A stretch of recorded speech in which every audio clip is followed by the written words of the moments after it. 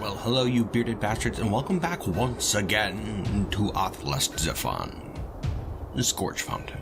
At the current time, it is the 17th of Timber, 1173, late autumn of our 10th year here.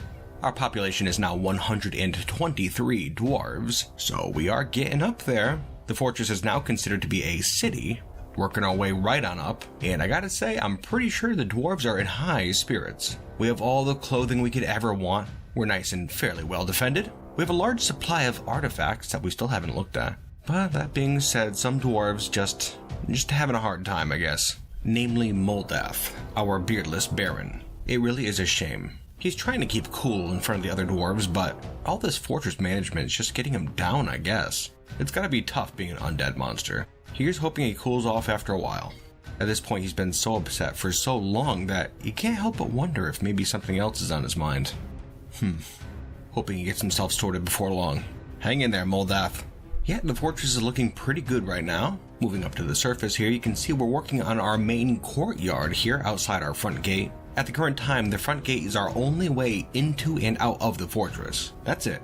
We're no longer using the anvil at all. And with that in mind, it probably is the best that we clean this place up a little bit. You can see this double-layered wall here, circling around the outside of the courtyard. We're hoping to make that 2 Z-levels tall. Should protect us well enough. And of course, here we have the entrance to the courtyard. Gonna put up a nice bridge there, one that opens towards us, which isn't a good idea, but I really want to build a moat outside, a lava moat, which I think would be amazing. But I want to be able to get a bridge in place first, just in case something shows up. So this one's just gonna be temporary. Anyways. Over here in the west, we can see 2 more entrances down to the fortress. The main entrance right here that we're covering with a bridge. That should be done before long. And then up here to the north, we have a second entrance. The citizen entrance, we'll call it. That's the one we're going to be using most of the time. It's a much shorter path down to the fortress. Here, I'll show you. If we start here at the citizen entrance and go down, it circles around, spiraling downwards, down to the fortress level, right here, and then it leads right up here to the north to the Scorching Hall. It's pretty much a direct entrance into the heart of the fortress. This will make things a lot quicker. You can see here that we still have not carved away this wall yet, just because we gotta get that bridge done up there first, just for safety's sake. But yeah, this will make things a lot better. It's certainly better than having our dwarves go down this winding hall every single time they have to enter or exit the fortress. Just a minute, dwarves, we're working on it. As for other fortress projects, well, I don't want to bore you too much, but we have to start getting some bedrooms set up. As you saw, we have a population of more than 120 now. We had more than enough bedrooms for so long that I almost completely forgot that we'd eventually need more. So we're gonna have to get to that quickly too. Could need a lot more furniture as well. Ugh, that's so boring. But you gotta do what you gotta do. We also probably should at some point come over here and make this into an actual forge area. That was the original plan, remember? We still haven't done that though, as you can see. More tedious work. Here's something else we're working on. Due to that recent forgotten beast attack, the one that crept down through our farm terrace over here, we are now blocking up this underground passage. We don't need that happening again. However, that being said, it is pretty handy to have, just because those undead sieges will go down there and leave us alone. That being the case, we have dug out yet another, up here to the north, right by where those bastards usually show up. That should get the job done. It just leads down to the first cavern layer like that other one.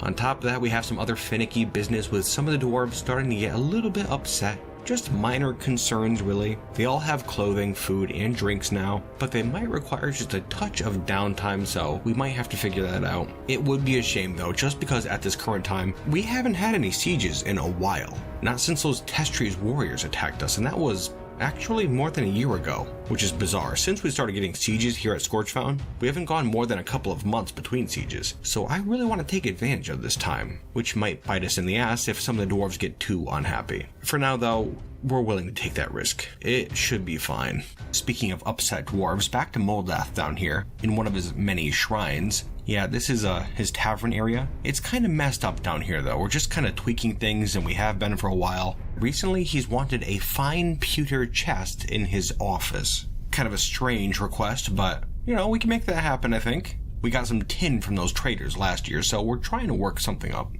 And here we go. It's all made up, and we're just getting it into place. Just like that. Hoping that helps out the guy a little bit, but I guess we'll see. The poor bastard. You gotta wonder what's going on.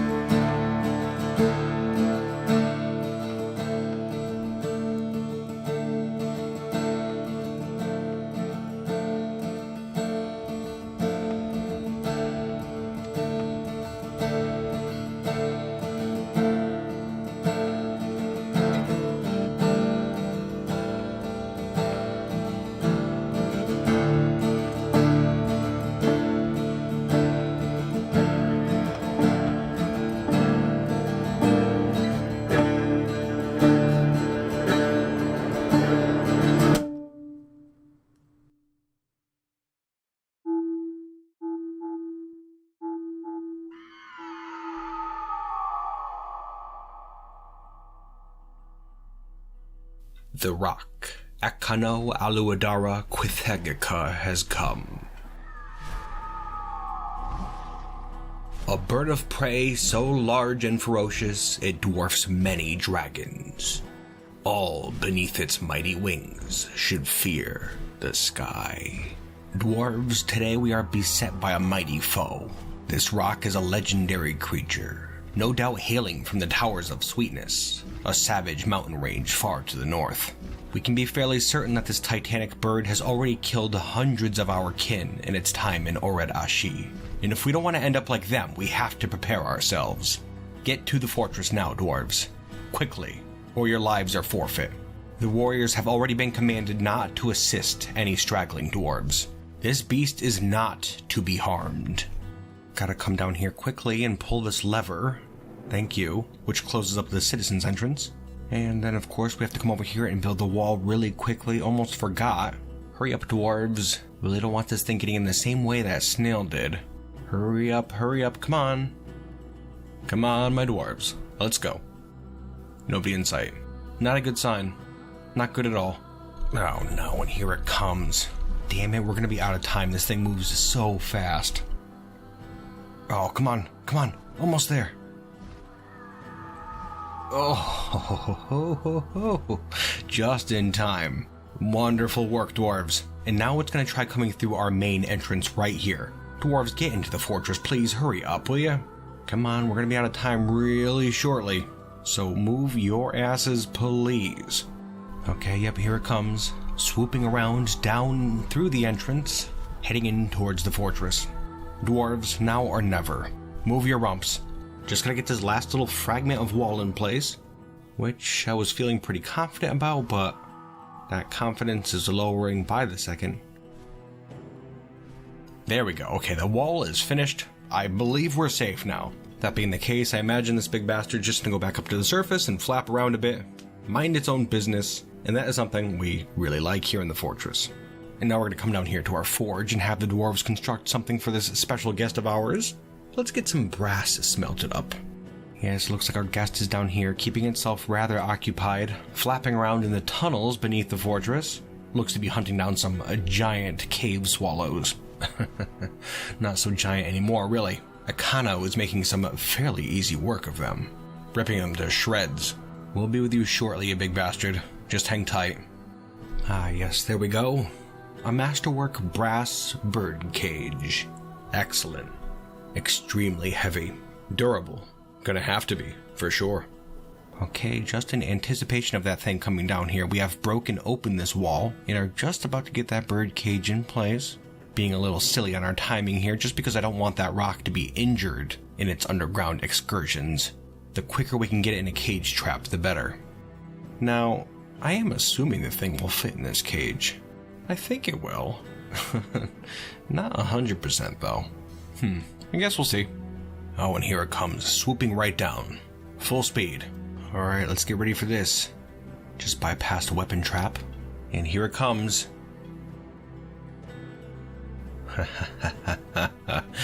There we go. Ekano is ours. Glorious. Good job, dwarves. This beast will be a great boon to our fortress. Absolutely. Now we just have to figure out what to do with it. But before we go doing anything too crazy, I think perhaps we should come down here and address Moldath and his current moods. The guy is stressed and depressed. This we know. However, while we may have speculated, we've never really known much about this guy's past. And to be perfectly frank, this guy's a little bit more complicated than previously thought. And I think taking a more involved look at him would be beneficial, just to get that insight. First and foremost, I will note that Moldath does have family. That's right, you can see him right here. Zuthan Morul Ronstiz, his wife, and Datan Namlorbam, his son. Although it's a little bit more complex than that even. His son Datan was born from his first marriage, which was many, many years ago. His current wife Zuthan is not Datan's mother.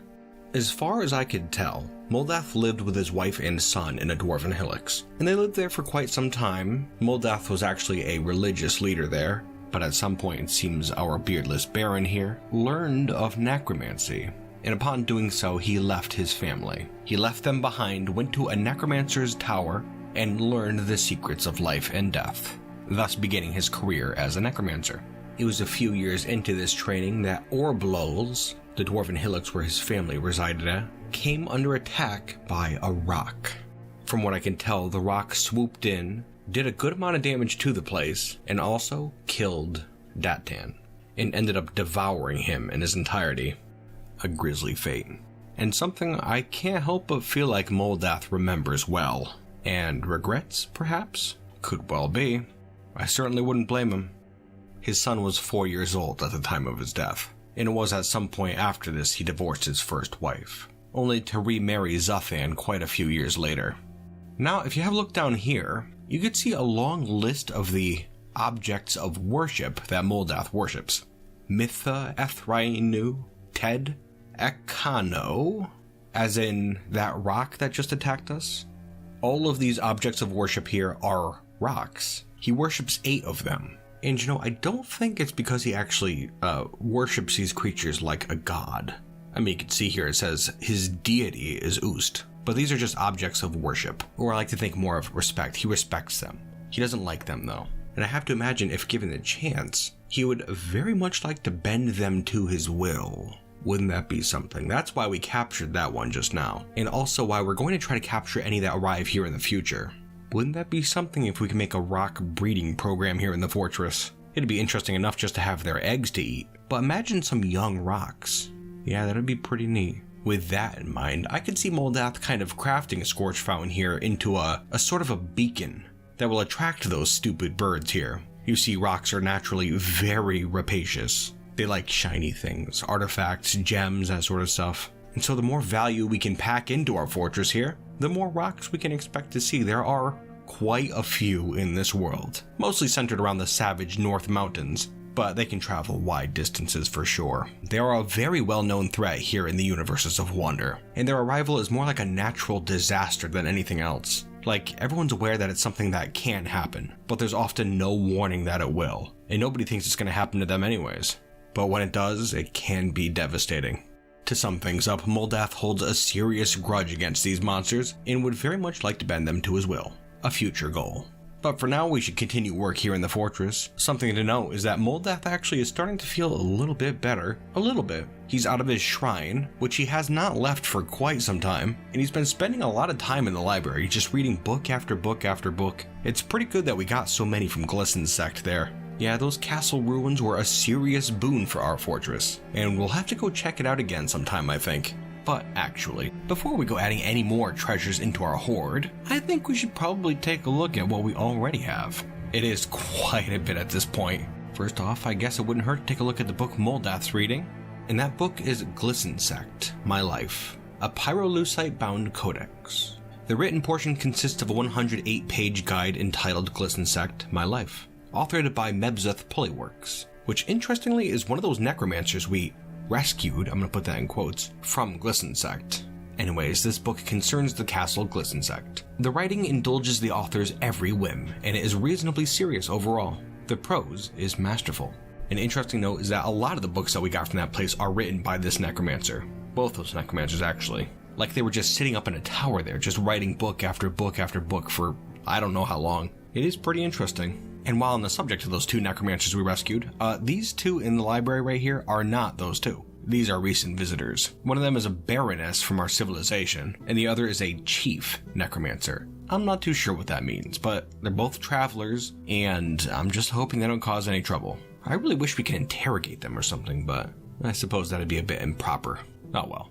Those two necromancers that we rescued actually left. I thought for sure they were going to stay here and petition to become citizens at some point, but I guess not. We caught them sneaking out a few months back, and that's perfectly fine with us. Go, off with you, live your lives. Moving on, yes, I would very much like to head back to Glistensack at some point very soon, just to see what else they have there. I know they have quite a bit still, and what the plan is, I'm not going to put this into play just yet, but our plan is to send out a considerable amount more dwarves. I've already set up quite a few squads. At the current time, we have 10 squads, and the next time we do a mission to Glistensack, I'm hoping to send out all 100 of them.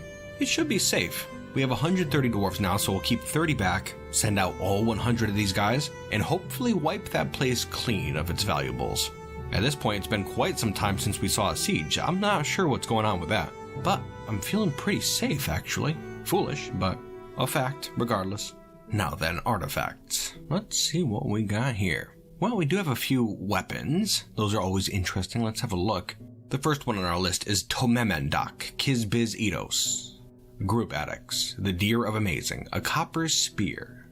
Worth 33,000, respectable. This is a copper spear. All craftsmanship is of the highest quality. It is encircled with bands of rose gold and sheep hoof. Pretty simple, really, when you get down to it, but that does not make it any less valuable or interesting, for that matter, because this spear has been used quite a bit. In fact, this spear here was part of the Pulpy Strap's limitless armory. Yes, you heard me right. That Pulpy Strap. Thalatho Fipirimala Rififipa, the three-eyed fiend, a creature who was released from the underworld some 1,000 years ago by the foolish dwarves of the Glad Boulder. But anyways, in its time as part of the Pulpy Strap's armory, it was used to kill quite a few humans, dwarves, all sorts of people. In fact, if you look here, looking down this list, in the year 202, quite a few people were killed with this very spear. In fact, Thalatho was able to kill 65 with this very spear. Impressive. Very impressive. Makes you wonder what other stories could be behind some of these other artifacts here.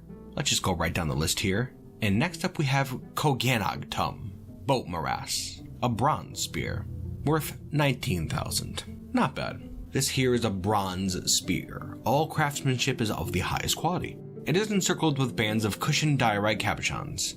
On the item is an image of 2 honey badgers in cave lobster chitin, as well as an image of the world of the mountain home.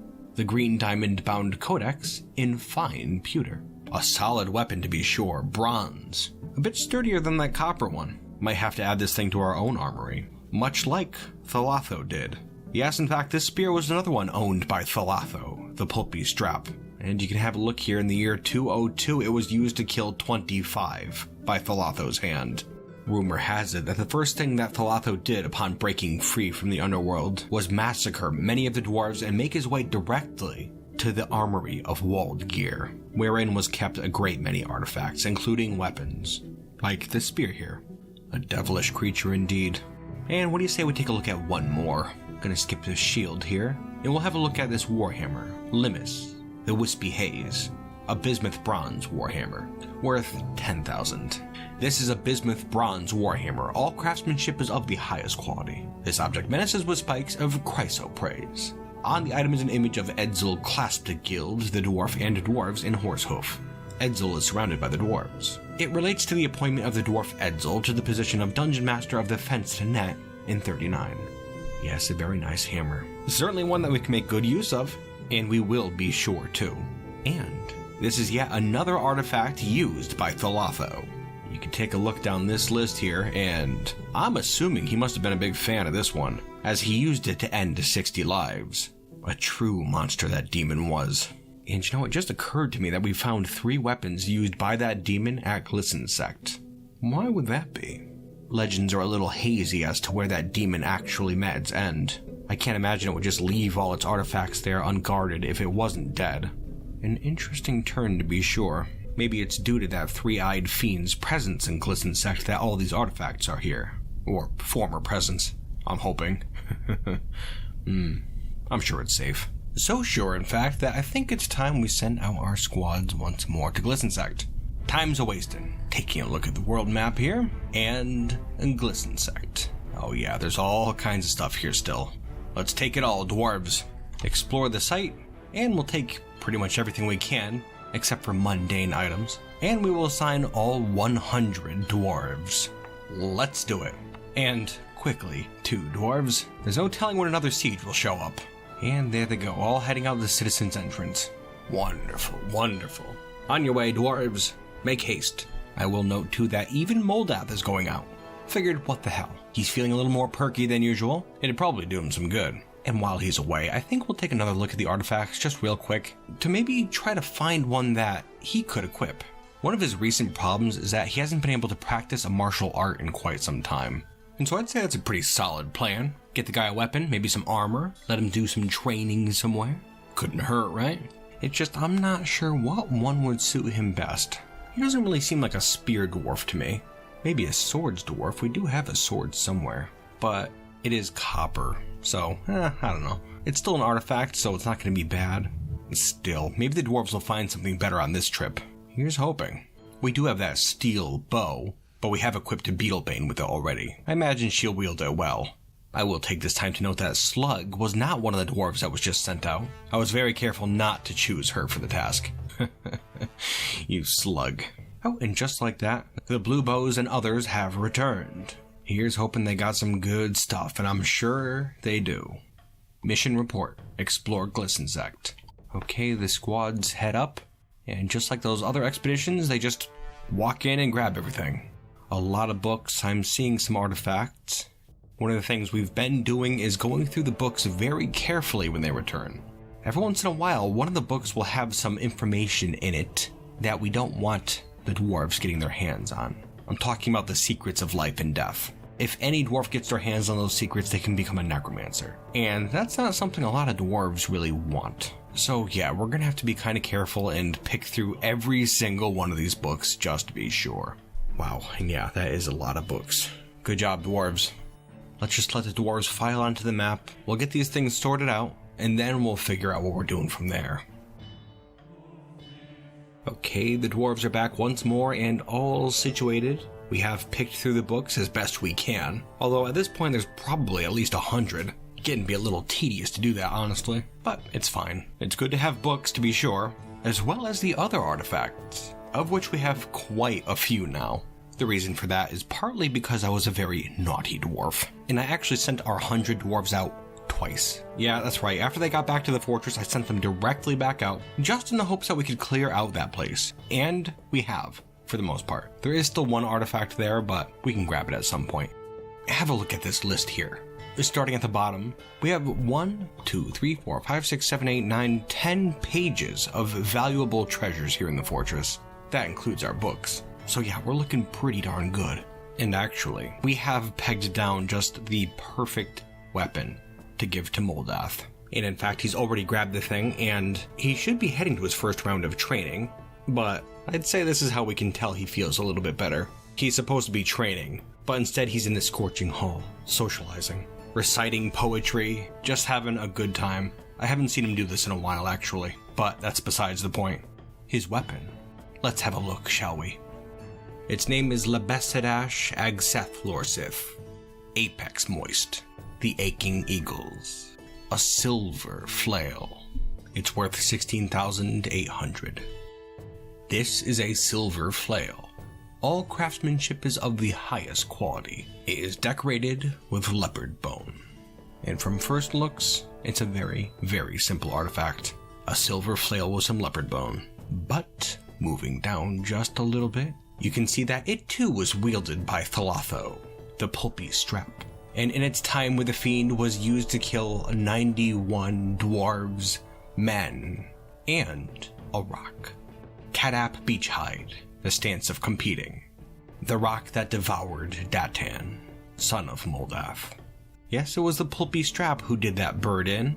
I guess the Fiend was ultimately good for something. And now this fine weapon has made it into Moldath's hands. His well-deserving hands, too. I'm hoping this gives the guy a bit of closure. It's the closest we'll come, I think. Wield it well, our beardless baron. For Datan, the dwarves of Scorchfountain, and for all the dwarves of the Abbey of Proliferation. I'm starting to really feel like our fortress here is making a turn. Our population is continuously growing by the season. Food and drink stockpiles are holding strong. We have clothing, bedrooms, the finest artifacts in the land, and soon I believe our military will be nigh unstoppable, especially after we incorporate these artifacts. A powerful force is welling up beneath this volcano, and soon it will erupt onto the land. The universes of wonder had best prepare.